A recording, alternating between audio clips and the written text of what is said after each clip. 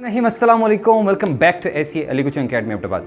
हर साल की तरह इस साल भी जैसे आप देख सकते हैं, पिछले 2-3 साल मैंने आपको वीडियो बनाई थी और मैं कोशिश करता हूं कि मैं 2-3 वीडियोस बनाऊं कि ईटा से पहले एक वीडियो जो कि हाउ टू टॉप ईटा, आप देख सकते हैं 2 या 3 वीडियोज़ आपको इस टाइटल के साथ मिलेगी। उसके अलावा आपको ये वीडियो भी मिलेगी कि how to prepare for ETA, how to take maximum marks in ETA वगैरह वगैरह। ऐसी बहुत सारी बातें हैं जो कि हमने ऑलरेडी डिस्कस किया आप लोगों के साथ। मेरे ख्याल में ऐसा कोई पॉइंट नहीं होगा जो आप लोगों के साथ मैंने डिस्कस नहीं किया है कि जब आप ईटा से पहले तैयारी कैसे करें। ईटा के दिन से एक दिन पहले, ईटा से एक दिन पहले भी मैं वीडियो बनाता हूँ एंड इंशाअल्लाह I will be with you always. Okay, अब हम बात करेंगे भाई कि how to prepare in these days, कि इन दिनों में कैसे हम प्रिपेयर करें। अब ईटा प्रिपरेशन के लिए ये चीज़ें जो आपके सामने हैं इनकी हम इनकी बात करेंगे कि भाई सबसे पहली बात यह है कि हम जब बनाते हैं तो टेक्स्ट बुक से हम बनाते हैं, टेक्स्ट बुक बोर्ड से।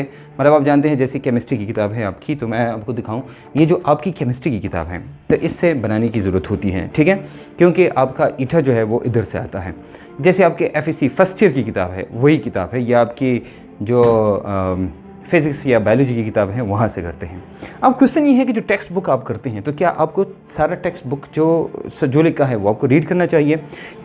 क्योंकि वहाँ पर कैलकुलेशंस होती है, कंसेप्ट्स होते हैं, रट्ठा गुठा वाली चीज़ें होती हैं, मतलब जैसे यूनिट्स है, नंबर्स हैं, बहुत सारी चीज़ें ऐसी हैं, उनके साथ क्या करें, ये सारी चीज़ें हम डिस्कस करेंगे इस वीडियो में। टाइम मैनेजमेंट के बारे में बात करेंगे जनाब कि क्या टाइम मैनेज करें, तो कैसे टाइम मैनेज करें, what is the easiest way and how to do it. तो इस सब चीज़ों की बात करेंगे हम। देखो, सबसे पहले हम बात शुरू करते हैं जनाब कि हम जो फॉलो करते हैं, तो हम अभी जो हमारे पास टाइम है तो हमें सारा टेक्स्ट बुक पढ़ना है, ठीक है, ये तो सही है। अब अगर आप टेक्स्ट बुक पढ़ते हैं तो इसमें कैलकुलेशंस हैं, कॉन्सेप्ट्स हैं, ट्रिक्स हैं, रट्ठा है और ये चीज़ें हैं। अब ये ट्रिक और रट्ठा मैंने लिखा है। कैलकुलेशन 2 किस्म की होती है, कैलकुलेशन एक बहुत आसान होती है और कैलकुलेशन एक बहुत मुश्किल होती है। अब आप क्या करें कि ईजी कैलकुलेशन कैसे करें और डिफ़िकल्ट कैलकुलेशन कैसे करें, या जब पेपर में बैठ जाएं तो उस वक्त क्या करें। अच्छा, अब चूँकि अब की बात करते हैं भाई, ईटा में बहुत टाइम है तो ईटा से एक दिन पहले फिर मैं आऊँगा इंशाल्लाह और आपके साथ ये बातें डिस्कस करूँगा। कैलकुलेशंस जो है वो चैप्टर नंबर 1 में है, मतलब केमिस्ट्री की बात करते हैं, चैप्टर नंबर 1 में है, चैप्टर नंबर 4 में है, फिर सोल्यूशन में थोड़ी बहुत है, PH में है और आखिरी चैप्टर में है। अब हम देखेंगे तो जो केमिस्ट्री की कैलकुलेशन है चैप्टर नंबर 1 के अलावा बाकी तो कोई मसला नहीं है। मतलब है कि मैंने आपको इतने शॉर्टकट्स बताई हैं, जैसे Ka की वैल्यू से pH कैसे मालूम करें, या तो जो पहला चैप्टर है उससे थोड़े बहुत, मतलब what is the number of electrons and protons and what is the number of moles, और फिर आपको बताते हैं मास दिया है उससे नंबर ऑफ़ मोल मालूम करना है। तो आप जब मैक्सिमम देखेंगे, अगर आपने प्रैक्टिस की है तो मेरे ख्याल में 30 seconds are more than enough for that, ठीक है। अब उसके बाद क्या है, कंसेप्ट से, डीप कंसेप्ट से। देखिए, अगर आप क्वेश्चन करना चाहते हैं अच्छे तरीके से तो आपके कंसेप्ट डीप होने चाहिए, ठीक है। अब इन कंसेप्ट्स को या इन चीज़ों को, अच्छा एक और चीज़ आती है रट्ठा, ये ट्रिक को मैं भी छोड़ता हूँ। रट्ठा, कुछ चीज़ ऐसी हैं जो रट्ठा है और रट्ठा के साथ क्या करें, और ये सबसे बड़ा मसला है, सबसे बड़ा मसला। तो अब क्या करते हैं कि क्या हम कौन सी किताब फॉलो करें। तो बहुत सारे लोग ऐसे कहते हैं कि आप पंजाब टेक्स्ट बुक फॉलो करें, क्योंकि पंजाब में बहुत अच्छे सेंटेंसेस लिखे हैं, बहुत अच्छी केमिस्ट्री है, बहुत अच्छा ये है, बहुत अच्छा वो है। लेकिन 2 बातें कंट्राडिक्ट होती हैं, मैं आपको बताऊं, क्योंकि इसमें 2 बातें। फॉर एग्जांपल, आप ये कहते हैं मैं वो टॉपिक्स पढ़ूं जो कि मेरे KPK बोर्ड के हैं तो मैं उधर पढ़ूं। जब आप एक टॉपिक 2 जगह पढ़ते हैं उस वक्त आप कन्फ्यूज़ होते हैं। मैं अक्सर लोगों को कहता हूँ कि एक चैप्टर या एक सब्जेक्ट 2 टीचर से भी ना पढ़ो, क्योंकि जब आप पढ़ते हैं ना तो उस वक्त आप कंफ्यूज होते हैं। ये 2, फॉर एग्जाम्पल आपके पास किताबें पढ़ी हैं MCQs की किताबें, तो जब आप MCQs की किताबें देखते हैं उस वक्त भी आप कंफ्यूज होते हैं। इसलिए एक ही किताब उठाएं, एक ही किताब आप 100% वो कवर करें, चाहे A से लेकर Z तक कोई भी किताब है, कोई भी। मैं ये नहीं कहता कि हर किताब जो है वो बुरी होती है, हर एक किताब उठाएं, कोई भी किताब उठाएं और उसको देखें, ठीक है, ओके। तो जब आप क्या करते हैं, MCQs करते हैं, जब आप ये करते हैं, कैलकुलेशंस करते हैं, तो कैलकुलेशंस आप पूरी तरह करें। फिर उसके बाद आते हैं कंसेप्ट्स हैं। तो कंसेप्ट ज़्यादातर आपके टीचर आपके लिए हल करते हैं। मतलब ये कंसेप्ट्स ये नहीं है कि आप किताब में देखेंगे। फॉर एग्जाम्पल, मैं आपको बहुत सारे MCQs बताता हूँ। देखो, हम बात करेंगे फैक्ट्स पर। फैक्ट क्या है, MCQs कहाँ से आते हैं?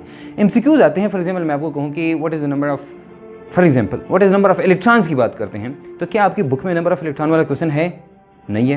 फॉर एग्जाम्पल मैं बात करता हूँ, फॉर एग्जाम्पल एक और क्वेश्चन है जैसे नेगेटिव जॉल थॉमसन इफेक्ट है, तो आपकी बुक में है? नहीं है। ऐसी बहुत सारी चीज़ें हैं। मतलब ये कि आप इवन इलेक्ट्रोकेमिस्ट्री में ऐसे ऐसे पॉइंट्स है, यकीन करें कि जब मैं करता हूँ तो ओजोनोलाइसिस वाला क्वेश्चन देखिए जो सेकंड ईयर में है, क्या वो आप कर सकते हैं जहाँ डबल बॉन्ड हो उधर काट के दो चीज़ें बन जाती हैं? नहीं है ना। ये बहुत सारी चीज़ें आप ट्रिक से करते हैं। किससे? ट्रिक से। और ये ट्रिक्स आपको कौन बताता है? ये आपको आपका टीचर बताता है। हमने इतनी मेहनत की इतनी मेहनत की और आखिर में हमने अली सीरीज़ बनाई। अली सीरीज़ ने क्या किया? ये नहीं कि आपके टेक्स्ट बुक को हमने इग्नोर किया या हमने एक्स्ट्रा चीज़ें डाली, हमने ऐसा नहीं किया। हमने आपके टेक्स्ट बुक को एक अच्छे फॉर्म में लिखा। फॉर एग्जांपल, आपकी बहुत सारी चीज़ें स्कैटर्ड आपकी किताब में हैं, तो उन चीज़ों को हमने बहुत ही ज़्यादा कंसंट्रेटेड फॉर्म में लिखा, एक जगह करके। दूसरी बात, जहाँ पर बहुत ज़्यादा कंफ्यूजिंग चीज़ें हैं, कंफ्यूजिंग पॉइंट्स हैं, उन सब पॉइंट्स को हमने साथ में लिखा कि आपको पता चले भाई इस पॉइंट में इसमें और इसमें क्या फ़र्क है। फॉर एग्जांपल मैं बताता हूँ, जब आप physical properties alkane, alkene, alkyne है, एल्डिहाइड है, कीटोन है, उसके साथ फिर एसिड्स हैं जो कार्बोनिल है, अब उनमें क्या फ़र्क है?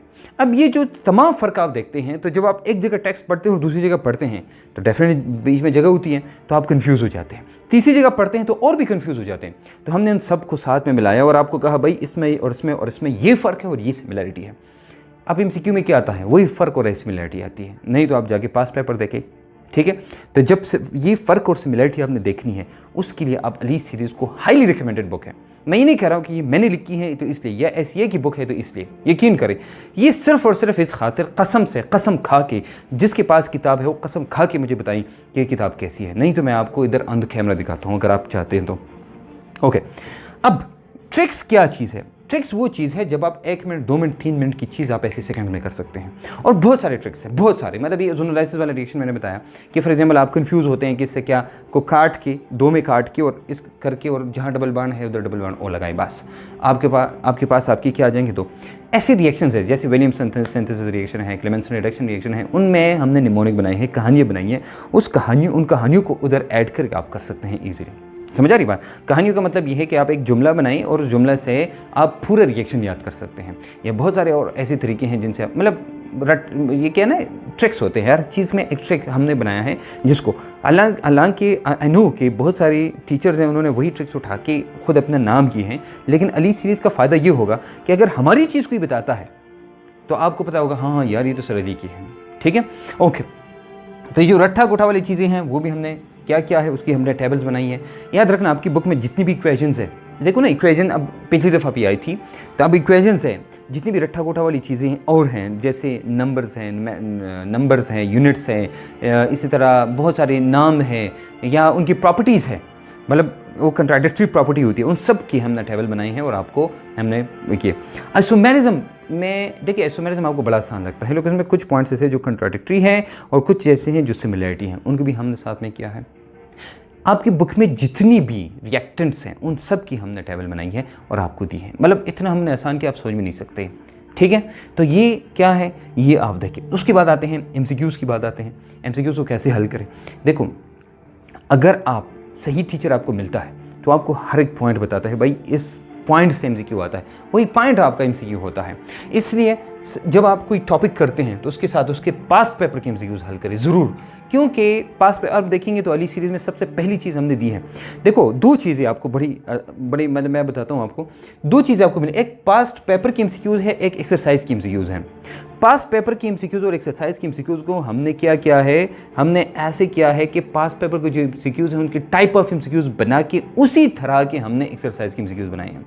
मतलब आपको कोई एलिमेंट चीज़ मिलती ही नहीं है, आपको कोई ऐसी चीज़ मिलती ही नहीं है जो आपकी ईटा में नहीं आती, आपको कोई ऐसी चीज़ मिलती ही नहीं है जो ईटा से बाहर हो, नहीं, ऐसा कुछ नहीं है। तो इसका मतलब ये है कि पास्ट पेपर की जो MCQs है, पास्ट पेपर की MCQs हैं, उनके साथ हमने उसकी एक्सरसाइजेज भी बनाई है। एक्सरसाइज तो उस एक्सरसाइज की जितनी भी MCQs हैं वो आप खरे बेशक आपको मतलब ये कि वेरिएशन, एक MCQ के बहुत सारे वेरिएशन आपको मिलेंगे, बहुत सारे, इतनी वेरिएशन मिलेंगे कि जब आप करेंगे ना तो उसमें कोई जगह नहीं रह जाती कि भाई आप करें। ठीक है, आपको शायद याद होगा कि लास्ट टाइम हमारा जो ग्रैंड टेस्ट हुआ था, ग्रैंड टेस्ट तकरीबन 90% केमिस्ट्री जो हमारा ग्रैंड टेस्ट था, एग्जैक्टली वही MCQs आए थे उधर। तो जो ग्रैंड टेस्ट की MCQs आए थे, क्यों आए थे? क्योंकि हमने एक रिसर्च की, जैसे मैंने ये बताया ना कि पास्ट पेपर को देख के हमने एक्सरसाइज जो है वो बनाई है, उसी तरह उसी तरह हमने क्या किया कि हमने रिसर्च की कि यार इतने सालों में MCQ आए हैं और इस दफ़ा इन MCQ आने का के बहुत ज़्यादा चांसेस हैं। तो हम क्या करते हैं, हम भाई एनालिसिस करते हैं। एनालिसिस ऐसी करते हैं कि जिसमें तमाम MCQs जो हैं, तमाम MCQs जो पास पेपर में आए हैं, फिर उनकी वेरिएशन हर साल जो आती हैं, वो वेरिएशन को कैच अप करके उससे हम फिर नई MCQs बनाते हैं। समझ आ रही बात? तो अपडेट करते हैं, वी जस्ट अपडेट। अब पास पेपर के MCQs सारे आपको A to Z आपको आने चाहिए। This is very much important. अब आते हैं जनाब, how to attempt all MCQs, 200 MCQs। कैसे करें 200 MCQs? याद रखना 200 MCQs कोई भी नहीं कर सकता, लेकिन मैक्सिमम आपने करने हैं, मैक्सिमम। 200 MCQs न करने का मतलब ये है कि जो सही 200 MCQs, नहीं तो फिर कोई भी 189, 188, 182, 185 पे टॉप न करता। ठीक है, ऐसा होता है कि आप अपनी तरफ से कोशिश करें पूरी। कैसे? जब आप बैठ जाएं, तो जब आप बैठ जाएं आप वो वाले MCQs करें जो आपको आसान लगते हैं। जैसे आम पेपर में भी हम ये कहते हैं कि बच्चे आप बैठ जाएं तो आपने वो वाला क्वेश्चन करना है जो आपके लिए सबसे आसान है। तो जो MCQ आपके लिए सबसे आसान है और जब आप पहले करते हैं, इसका मतलब ये है कि आपको क्या मिलता है? कॉन्फिडेंस मिलता है। याद रखना एक बात कि कॉन्फिडेंस जो है ना, कॉन्फिडेंस ये सबसे बड़ी चीज़ है। अगर आप हारते हैं या जीतते हैं, वो आपकी कॉन्फिडेंस की वजह से है।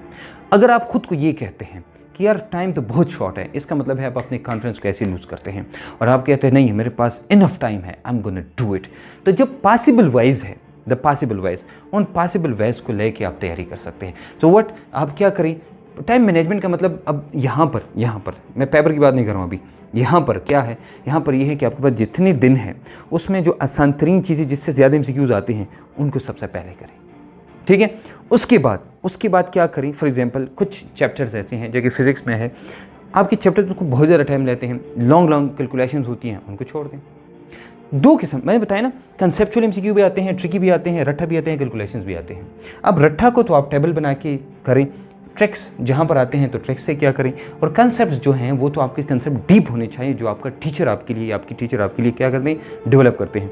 अब कैलकुलेशंस है तो कैलकुलेशंस में वो कैलकुलेशंस जो आपको लगता है कि कैलकुलेशंस करते हुए बहुत सारी बायोलॉजी या केमिस्ट्री के MCQs मुझसे रह जाते हैं, या चैप्टर्स रह जाते हैं, या कंसेप्ट्स रह जाते हैं, तो आप उनको छोड़ दें।